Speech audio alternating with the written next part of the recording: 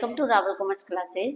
बच्चों में सुधा रावल आपको करवा रही हूँ फाइनेंशियल स्टेटमेंट्स विदाउट एडजस्टमेंट। बच्चों आगे चैप्टर कंटिन्यू करने लगी हूँ। देखो, prepare trading account for the year ended 31 March 2023 from the following balances and pass closing entries. बच्चों यहाँ पे हमें क्या गिवन है?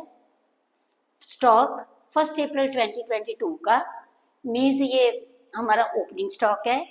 वेजेस 50,000 है, सेल्स 15,50,000 है, रिटर्न्स आउटवर्ड 80,000 है, फ्रेट इनवर्ड 5,000 है, परचेजेस हमारे पास 10 लाख की हैं, कैरीज इनवर्ड 10,000 का है, रिटर्न इनवर्ड हमारे पास 50,000 की हैं and closing stock as on 31 March 2023 is of ₹2 lakh. ठीक है बच्चों, स्टेटमेंट अच्छे से देख लो। अभी मैं क्वेश्चन की स्टार्टिंग करवाने लगी हूँ ट्रेडिंग अकाउंट की। देखो यहाँ पे मैंने बनाया trading account solution, trading account for the year ended 31st March 2023। इधर बच्चे मैंने लिखा particulars amount in rupees, particulars amount in rupees. ठीक है जी, particulars amount in rupees. Debit side particulars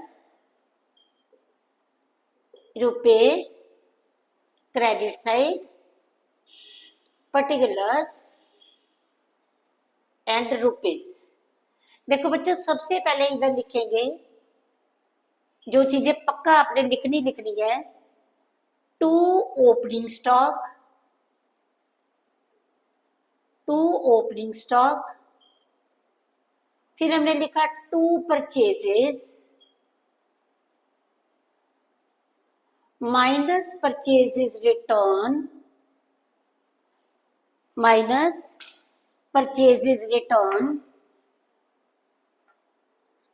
इसको हम रिटर्न्स आउटवर्ड कहते हैं अकाउंटिंग टर्मिनोलॉजी में, minus returns outward, net purchases आ जाएंगे आउटर कॉलम में। इधर हमने लिखा by sales minus return inward by closing stock. ठीक है बच्चों, देखो बच्चों, 2 opening stock, 2 purchases minus purchases return, purchase return means returns outward, by sales minus sales return, और यहाँ पे लिखा बाय क्लोजिंग स्टॉक। ठीक है जी। देखो बच्चों, अब हमने क्या करना है, स्टेटमेंट को पढ़ो। ओपनिंग स्टॉक 1 अप्रैल का स्टॉक है, मीन्स ओपनिंग स्टॉक है। ये लिखा 1 लाख, वेजेस डायरेक्ट एक्सपेंसेस जितने भी हैं वो आते हैं हमारे ट्रेडिंग अकाउंट में। 2 वेजेस 50,000, सेल्स 15,50,000, सेल्स रिटर्न, इसके बाद का returns outward, purchases return 80,000, freight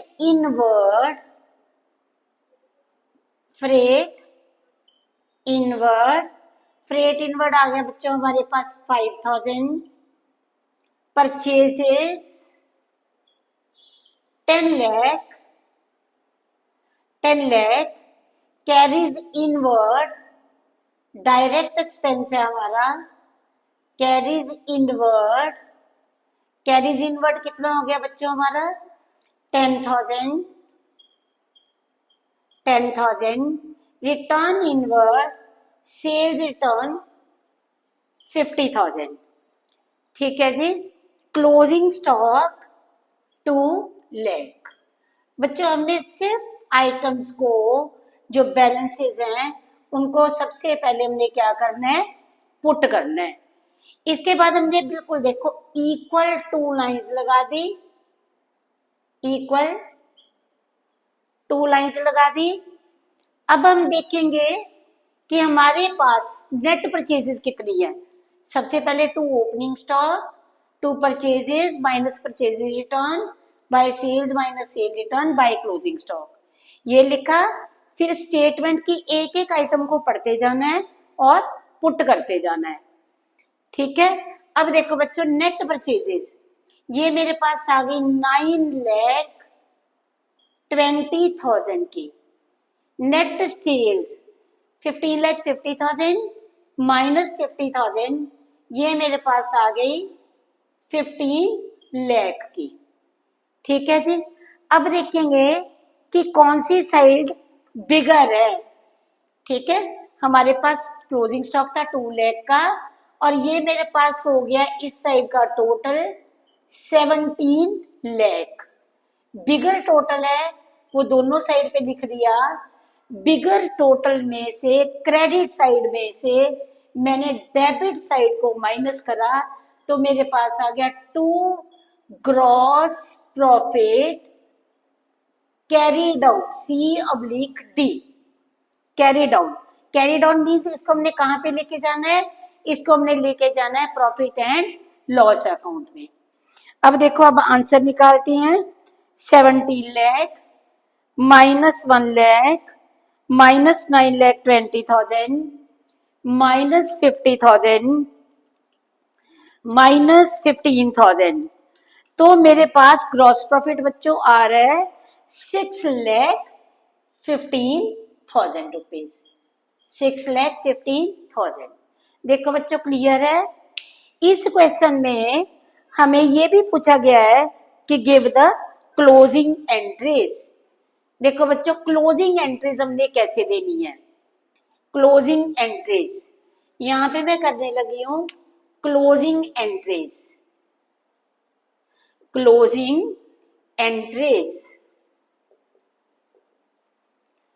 closing entries कौन सी हैं, इसी से देखो ट्रेडिंग अकाउंट से हमारी एंट्री बनती है trading account debit 2 opening stock 2 purchases.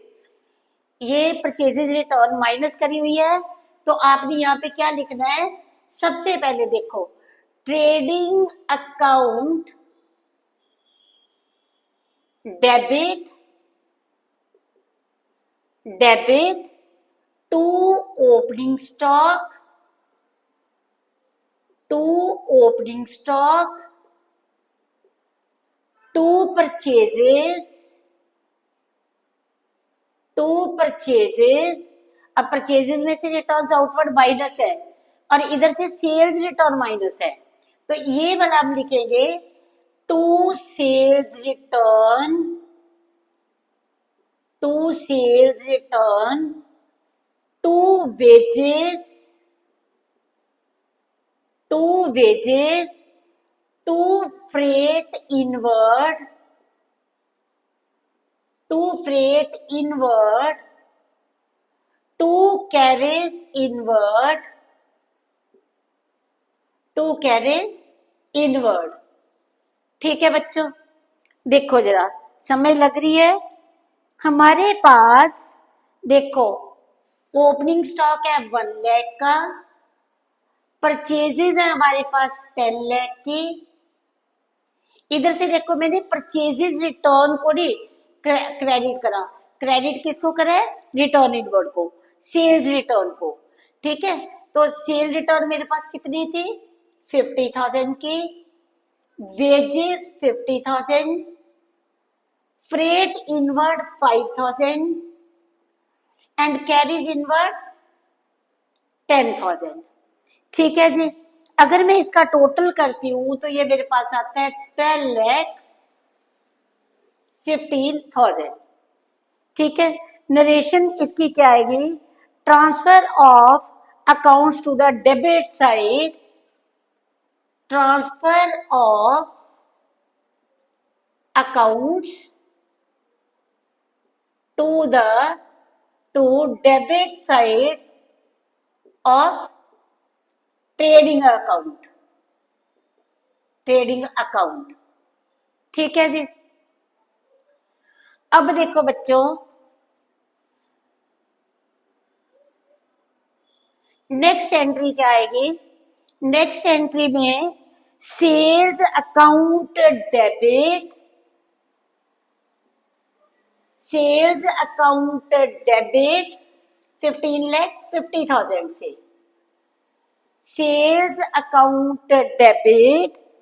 इसके बाद इधर से रिटर्न्स आउटवर्ड माइनस करा था, returns outward account debit, returns outward थी 80,000 की। ठीक है, returns outward account debit to trading account, to trading account. हमारे पास इसका टोटल कितना बना? 16,30,000। ठीक है, और नरेशन क्या लिखेंगे? Transfer of sales and purchases return to the trading account, transfer of sales,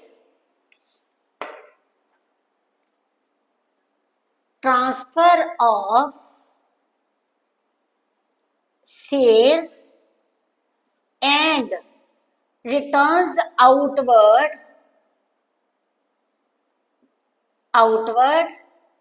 to trading account, trading account. अब देखो बच्चों कौन सी एंट्रीज हमारी बच गई? एक तो बची क्लोजिंग स्टॉक की। ठीक है, ये सारी ईयर एंड पे है एंट्रीज, 31 मार्च 2023 की, 31 मार्च 2023 की। ठीक है, closing stock account debit, closing stock account debit 2 lakh to trading account, to trading account 2 lakh being closing stock, transfer of closing stock या closing stock transferred to trading account, trading account. Next देखो entry क्या बनेगी? Trading account debit to P and L account, क्योंकि इस profit को हमने कहां पे लेके जाना है? इस प्रॉफिट को हमने लेके जाना है प्रॉफिट एंड लॉस अकाउंट में। Trading account debit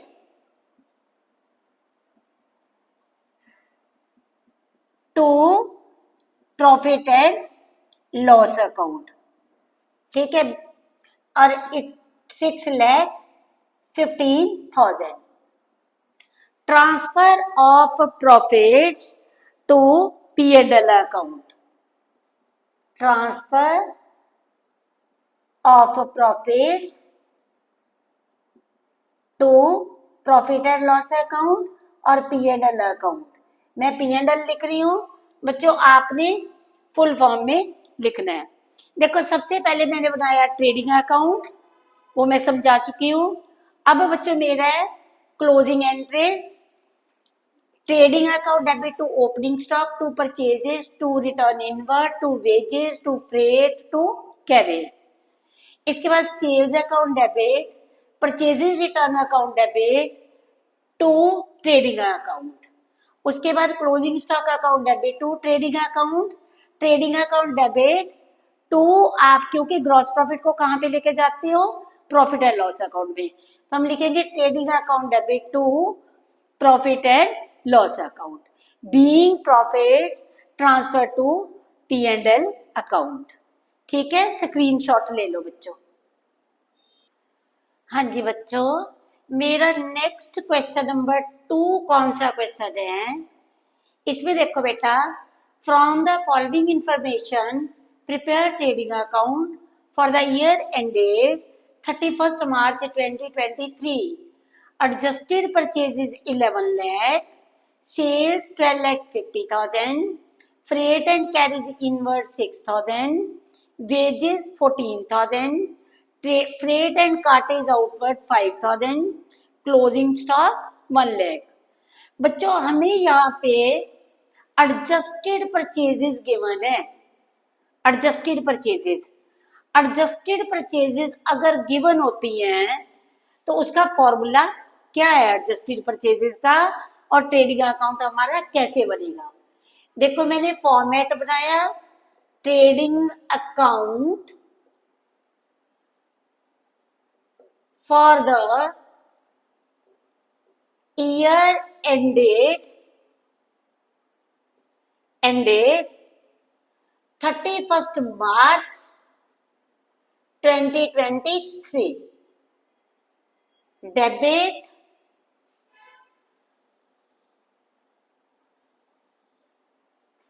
particulars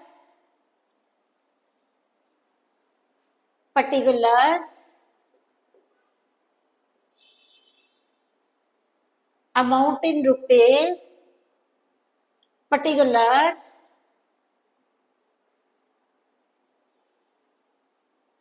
credit side amount in rupees.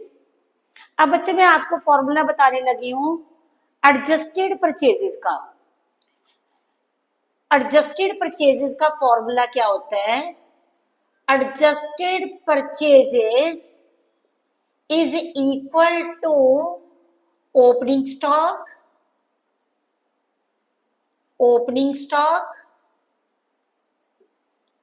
Plus net purchases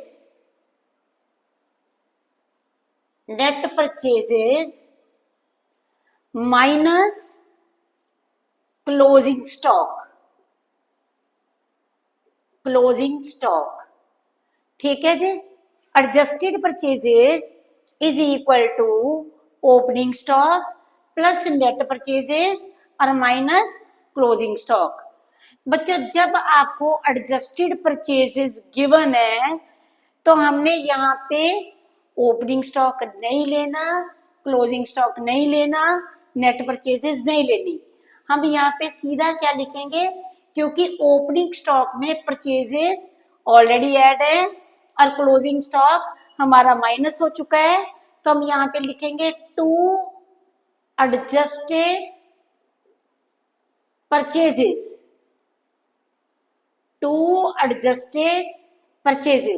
adjusted purchases हमारे पास कितने की हैं, 11 लाख की।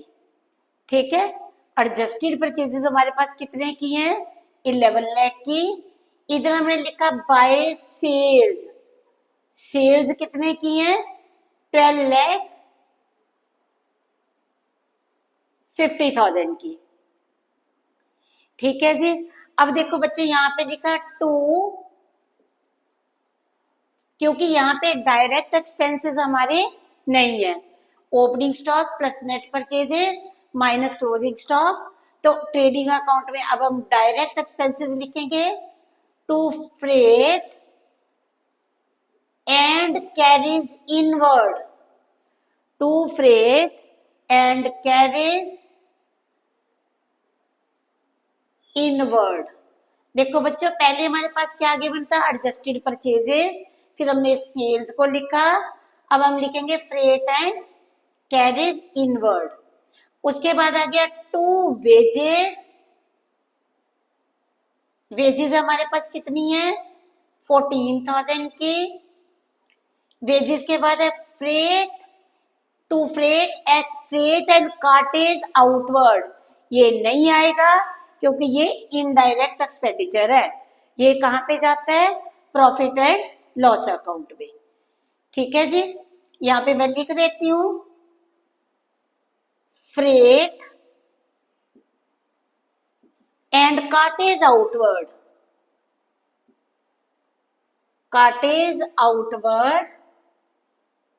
is indirect expense, so it will be debited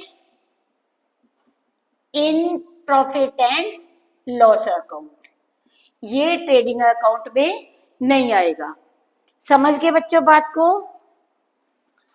अब हमने टोटल करा, credit side is bigger, equal columns रख के 12,50,000, यही हमने डेबिट साइड पे लिखा टोटल के कॉलम में से, और क्रेडिट में से डेबिट को हमने माइनस कर दिया। 12,50,000 माइनस 6,000 माइनस 14,000। तो बच्चों ये मेरे पास आ रहा है, जो मेरा जीपी आ रहा है वो कितना आ रहा है? वो आ रहा है 1,30,000। ठीक है जी। To gross profit carry down. ठीक है, ग्रॉस प्रॉफिट कैरी डाउन। एक बार हम फिर से कैलकुलेट कर लेते हैं। ग्रॉस प्रॉफिट कितना आ रहा है? 12,50,000 माइनस 11 लाख माइनस 20,000, ये मेरे पास आ रहा है 1,30,000। ठीक है बच्चों, एडजस्टेड परचेजेस जब भी गिवन हो तो आपने याद रखना है कि आप क्या करोगे। जी बच्चों, मेरा नेक्स्ट सम है ascertain cost of goods sold from the following. Cost of goods sold हमने फाइंड आउट करनी है। Indirect expenses 15,200, sales 1,20,000, return inward 12,000, opening stock और opening inventory 16,000, direct expenses 18,600, net purchases 72,000, returns outward 8,000 and closing stock 28,000। बच्चों cost of goods sold का formula क्या है? Cost of goods sold is equal to opening stock plus net purchases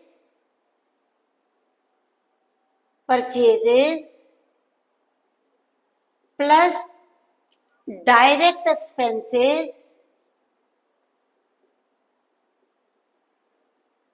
expenses minus closing stock. ठीक है जी। Adjusted purchases का होता था opening stock plus net purchases minus closing stock. Cost of goods sold का क्या फॉर्मूला है? Opening stock plus net purchases plus direct expenses minus closing stock. ठीक है बच्चों, देखो अब मैंने यहाँ पे क्या फाइंड आउट करना है? Cost of goods sold. ठीक है, कॉस्ट ऑफ गुड्स सोल्ड के लिए सबसे पहले ओपनिंग स्टॉक। ओपनिंग स्टॉक कितना था मेरे पास? 16,000 का, प्लस नेट परचेजेस। परचेजेस में से परचेजेस रिटर्न माइनस करने की जरूरत नहीं है क्योंकि हमारे पास ऑलरेडी कौन सी परचेजेस है? Net purchases 72,000 plus direct expenses. Indirect expenses है ये। ठीक है, डायरेक्ट एक्सपेंसेस ये रहे 18,600 माइनस क्लोजिंग स्टॉक 28,000। देखो इनडायरेक्ट एक्सपेंसेस की को हमने cost of good sold calculate करते वक्त नहीं लेना क्योंकि ये प्रॉफिट एंड लॉस अकाउंट में जाते हैं। देखो हमारे पास क्या चाहिए था? सेल्स है, सेल्स रिटर्न है, ओपनिंग इन्वेंट्री है, डायरेक्ट एक्सपेंसेस है, नेट परचेजेस है, return outward and closing stock है। हमने क्या निकाल लिया बच्चे? यहाँ से कॉस्ट ऑफ गुड्स सोल्ड हमने निकाल ली। Opening stock plus net purchases plus direct expenses और माइनस क्लोजिंग स्टॉक करके देखते हैं कितना आता है हमारे पास। 16,000 प्लस 72,000 प्लस 18,600 एंड माइनस 28,000। तो बच्चों ये मेरे पास आ रहा है 78,000 ₹78,600। ठीक है जी। अब देखो बच्चों, कुछ फॉर्मूले आपने माइंड में रखने हैं। देखो वो कौन से फॉर्मूले हैं। Net sales is equal to sales minus sales return. Total sales लेनी है इसमें, ठीक है। Total sales, cash sale plus credit sales, ठीक है। और नेट परचेजेस का क्या फॉर्मूला है। Net purchases is equal to total purchases. Total means cash purchases plus credit purchases minus purchases return, ठीक है।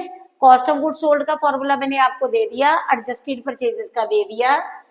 सेल्स में से अगर हम ग्रॉस प्रॉफिट को माइनस कर देते हैं, नेट सेल्स में से अगर हम ग्रॉस प्रॉफिट को माइनस कर देंगे तो भी हमारे पास कॉस्ट ऑफ गुड्स सोल्ड आ जाएगा, ठीक है। कॉस्ट ऑफ गुड्स सोल्ड, ठीक है जी। Net sales minus gross profit is equal to cost of goods sold, ठीक है। उसके बाद देखो बच्चों, अगर आपने ग्रॉस प्रॉफिट फाइंड आउट करना है तो ग्रॉस प्रॉफिट का क्या फॉर्मूला है। Net sales minus cost of goods sold. Net sales minus cost of goods sold, ठीक है बच्चों। देखो इन फॉर्मूलों को देखो कि आपको समझ लग रही है। एडजस्टेड परचेजेस का फॉर्मूला मैं आपको दे चुकी हूँ, कॉस्ट ऑफ गुड सोल्ड का फॉर्मूला मैं आपको दे चुकी हूँ, ठीक है। अब देखो बेटा, इसमें मैंने इनडायरेक्ट एक्सपेंसेस को नहीं लिया क्योंकि इनडायरेक्ट एक्सपेंसेस P&L का खर्चा है। हाँ जी बच्चों, मेरा नेक्स्ट क्वेश्चन है, calculate gross profit when total purchases are equal to ₹8 lakh, returns out at 20,000, direct expenses 60,000 and 2/3 of the goods are sold for ₹6 lakh 10,000। बच्चों हमने यहाँ पे फाइंड आउट क्या करना है, ग्रॉस प्रॉफिट। हमारे पास सेल्स गिवन है। देखो अगर हम ग्रॉस प्रॉफिट निकालना चाहते हैं तो हमारे पास फॉर्मूला कौन सा लग सकता है। Gross profit is equal to net sales minus cost of goods sold. मैं COGS ले रही हूँ कॉस्ट ऑफ गुड्स सोल्ड को, ठीक है। कॉस्ट ऑफ गुड्स सोल्ड को मैंने क्या लिखा है, COGS, ठीक है। बच्चों देखो, कॉस्ट ऑफ गुड्स सोल्ड निकालने का फॉर्मूला क्या है, ओपनिंग स्टॉक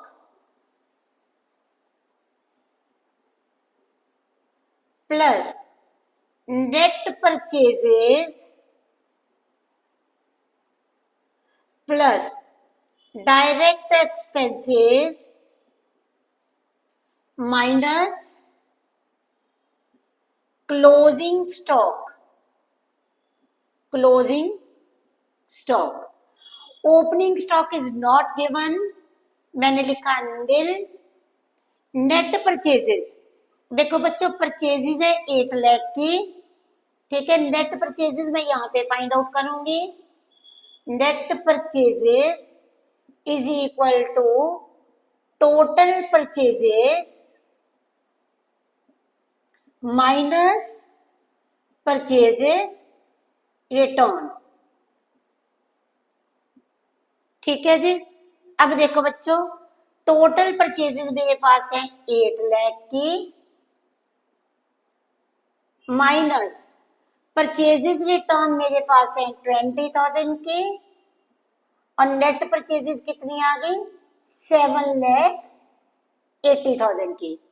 ओपनिंग स्टॉक था नील, नेट परचेजेस 7,80,000 की, डायरेक्ट एक्सपेंसेस आ गए 60,000 के और क्लोजिंग स्टॉक मेरे पास नहीं है, वो मैंने लिख दिया नील, ठीक है बच्चों। 7,80,000 प्लस कितना था 60,000, ये मेरे पास आ गया कॉस्ट ऑफ गुड्स सोल्ड 8,40,000।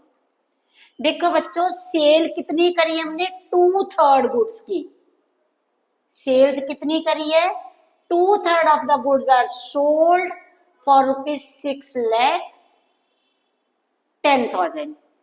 और ये जो मेरे पास कॉस्ट आई है कॉस्ट ऑफ गुड्स, देखो कॉस्ट ऑफ गुड्स सोल्ड कितनी है 8,40,000, ये टोटल कॉस्ट है, ठीक है। सेल कितनी है 2/3, अब हम कॉस्ट ऑफ गुड्स सोल्ड का 2/3 करते हैं, अगर इसका भी हमें कौन सा चाहिए 2/3, कॉस्ट का भी हमने कर देना है, कॉस्ट ऑफ गुड्स सोल्ड का अगर हम 2/3 करते हैं तो ये कितना आता है 5,60,000, ठीक है। क्योंकि हमारी सेल्स कितनी है 2/3 और हमें कॉस्ट कितनी है पूरी, ठीक है। सेल्स में से जितनी हमने गुड्स की सेल करी है 2/3 गुड्स आर सोल्ड, तो कॉस्ट हम पूरी नहीं माइनस कर सकते, कॉस्ट भी हमें कॉस्ट का भी कितना करना पड़ेगा 2/3, और 2/3 कितना आ गया 5,60,000, ठीक है बच्चों। तो 6,10,000 में से ये हमने माइनस करा तो हमारे पास कितना आ रहा है 560 को अगर हम माइनस करते हैं तो हमारे पास आंसर आ रहा है 50,000।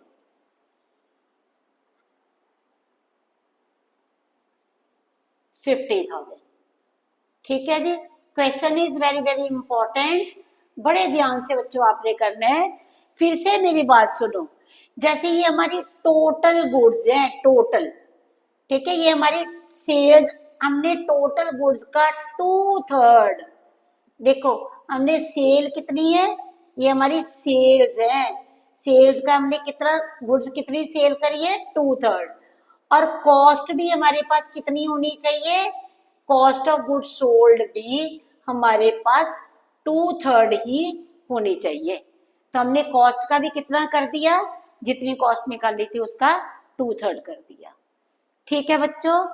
ध्यान से समझो कि समझ आ रही है कि नहीं समझ आ रही। हाँ जी बच्चों, ये तो मैंने करवाए हैं, इंपॉर्टेंट कुछ क्वेश्चंस करवाए हैं।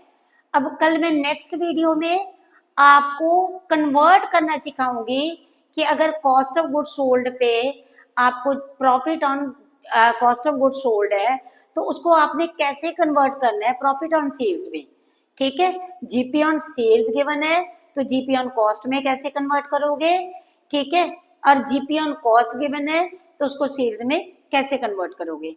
तो बच्चों कल हम नेक्स्ट वीडियो में जो बाकी के क्वेश्चंस है कवर करने जा रहे हैं। अगर आपको मेरा पढ़ाया हुआ पसंद आ रहा है तो प्लीज मेरे चैनल को सब्सक्राइब करो, वीडियो को शेयर करो और लाइक करो, ताकि बच्चों मेरे को मोटिवेशन मिले और मैं आपको और अच्छे से पढ़ा सकूं, ठीक है जी। Thanks to all of you for watching my video.